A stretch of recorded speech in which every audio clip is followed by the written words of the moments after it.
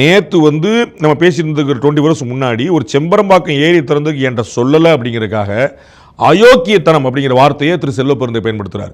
ஜாதி வெறி பிடித்தவர்கள் அப்படிங்கிற வார்த்தையை பயன்படுத்த யாரை சொல்றார் உங்களுக்கு புரியல? அவர் எதிர்க்கட்சி தலைவர், தமிழக காங்கிரஸ் கட்சி தலைவர், சட்டமன்ற உறுப்பினர் திரு செல்வப்பெருந்தை, இத்தனைக்கும் டிஎம்கேக்கு லாயலா இருக்கிறவர். அவர் டிஎம்கே முரணு பிடிக்கிறவர் இல்ல. அவர் சொல்லுகிறார் அயோக்கியத்தனம்ங்கிற வார்த்தையை பயன்படுத்துறார். மக்கள் பிரதிநிதி மக்கள் பிரதிநிதி எதுக்குங்கிறது நார்மலா சொல்லிக்கிறேங்க. நான் பயன்படுத்த 2 வார்த்தையில ஜாதி வெறி பிடிச்சு திரிறீங்க. அயோக்கியத்தனம்ங்கிற வார்த்தை வந்து நார்மலான வார்த்தைகள் இல்லை. இது வந்து ஒரு லேயர் வேற. அப்ப ஏன் இந்த லேயர் வருதுங்கிறதா இங்க கேள்வி. அப்ப நம்ம வந்து எதிர்கட்சிகள் எல்லாருமே, கூட்டணி கட்சிகள் எல்லாருமே வந்து அவர்கள் சொன்ன இடத்துல போய் நிக்க போறதில்ல.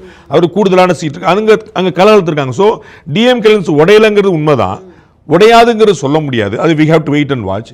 டிமாண்ட் என்னவா இருக்குங்கிறது தெரியாது. போன முறையை நீங்க ரீகால் பண்ணி பார்த்தீங்கன்னா 2021 அறிவாலய வாசல்ல இந்த கட்சி தலைவர்லாம் பேட்டி கொடுத்து நீங்க எடுத்து பார்த்தீங்கன்னா முதல் சுற்றுல எல்லாருமே வந்து பேச்சுவார்த்தை நிறைவடையில தான் சொல்லிட்டு போனாங்க. எங்களுக்கு நிறைவாக இல்லை, இவங்க கூட நாங்கள் திரும்பவும் பேசணும்னு சொல்லி போனாங்க. அதுக்கப்புறம் வந்து நிறைய விஷயங்கள் நடந்துச்சு, டிரான்சாக்ஷன் நடந்துச்சு, எல்லாம் பார்த்தாங்க, சரின்னு மனசு ஓகே சரின்ட்டாங்க. ஆனால் இந்த முறை அப்படி போவாங்கன்னு எதிர்பார்க்கல.